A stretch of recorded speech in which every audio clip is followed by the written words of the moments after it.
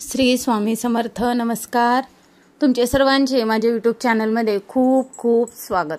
तुमच्या सर्वांच्या इच्छा मनोकामना पूर्ण होत हीच स्वामी महाराजांच्या चरणी प्रार्थना करते आणि आजच्या आपल्या एका नवीन व्हिडिओला सुरुवात करते.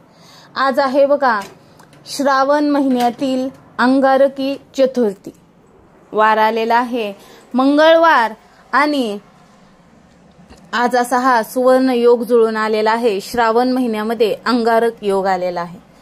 तर बघा आज अंगारक संकष्टी चतुर्थी, चंद्रोदय रात्री 9 वाजता आहे. मग बघा आता प्रत्येक ठिकाणची वेळ ही बदलू शकते.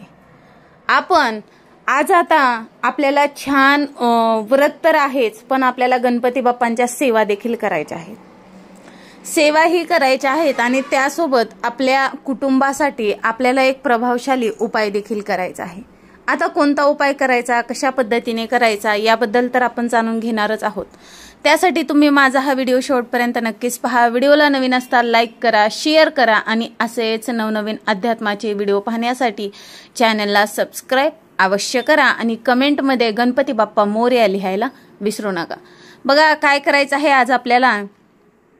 गणपती बाप्पांचा अभिषेक, पूजा हे आपलं करून झाल्यानंतर आपल्याला गाईला एक वस्तू खाऊ घालायची आहे. आज गणपती बाप्पांच्या प्रिय वस्तू त्यांना सगळे आपल्याला अर्पण करायचे आहेत. मग फूल असो किंवा मग खाण्याचे असो, मोदक, गणपती बाप्पांना जास्वंदाचं फूल, या सर्व वस्तू अर्पण करायच्या आहेत. त्यानंतर आपल्याला हा जो उपाय आहे तो आपल्या कुटुंबासाठी करायचा आहे. बघा आपल्याला जी हरभऱ्याची डाळ असते आपल्या घरामध्ये पुरणाची, तर ती डाळ आपल्याला थोडीशी भिजत घालायची आहे. एक अर्धा तास भिजवून घ्या आणि भिजलेली मग मऊ डाळ होईल. मग ती आपल्याला मऊ डाळ गाईला खाऊ घालायची आहे. मग बघा आता हरभऱ्याची डाळ, त्यावरती थोडंसं असेल तुमच्याकडे ओलं नारळ, नसेल तर थोडंसं नारळ खिसून घ्या आणि आपल्याला गूळ देखील घ्यायचा आहे. कारण की गणपती बाप्पांना गूळ खोबरं खूप आवडतं.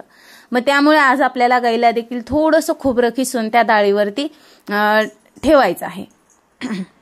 मग आपल्याला डाळ, थोडंसं खोबरं खिसून आणि गूळ घ्यायचा आहे आणि 1 चमचाभर असेल तुमच्याकडे गाईचं तूप तर तूप देखील टाका. आपण खाताना किती स्वादिष्ट जेवण खाण्याचा प्रयत्न करतो, मग त्याचप्रमाणे नुसते हरभऱ्याची डाळ गाईला तरी चांगली लागेल का? मग त्यासाठी आपण थोडंसं त्या डाळीला देखील चविष्ट बनवणार आहोत.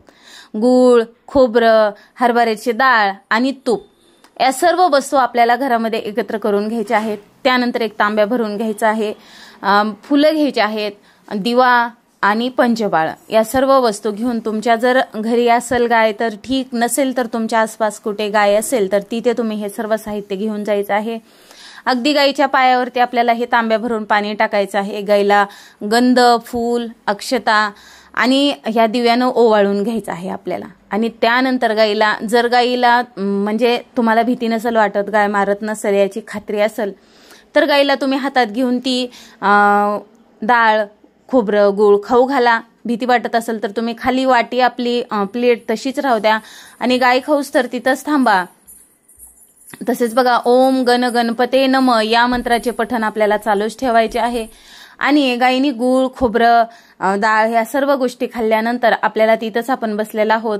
आता गोमातेला देखील आपल्याला प्रार्थना करायची आहे की माझ्या जीवनातील ज्या काही अडचणी, ज्या काही समस्या आहेत त्या नक्कीच दूर होऊ दे आणि माझ्या कुटुंबाची प्रगती होऊ दे. हाती घेतलेल्या प्रत्येक कामात यश येऊ दे अशी आपल्याला गायीला प्रार्थना करायची आहे. तर अशा प्रकारे आपल्याला आज हा उपाय करायचा आहे. बघा गायीच्या अंगात 33 कोटी देवांचा वास असतो, त्यामुळे जर आपण आज ही केली तर आपल्याला नक्कीच देवांचा आशीर्वाद प्राप्त होईल. आणि आज आहे श्रावण महिना. या पवित्र महिन्यात आणि विशेष म्हणजे अंगारकी चतुर्थीच्या दिवशी जर आपण गायीची पूजा केली तर आपल्याला नक्कीच देवांचा आशीर्वाद प्राप्त होईल आणि आपल्या कुटुंबातील देखील सुख, समाधान, समृद्धी नांदेल. तर अशा प्रकारे आजच्या दिवशी आपल्याला हा जो उपाय आहे तो करायचा आहे. तर तुम्हाला माझा हा व्हिडिओ आवडला तर नक्कीच व्हिडिओला एक लाईक करा, शेअर करा आणि असेच नवनवीन अध्यात्माचे व्हिडिओ पाहण्यासाठी चॅनलला देखील सबस्क्राईब नक्कीच करा.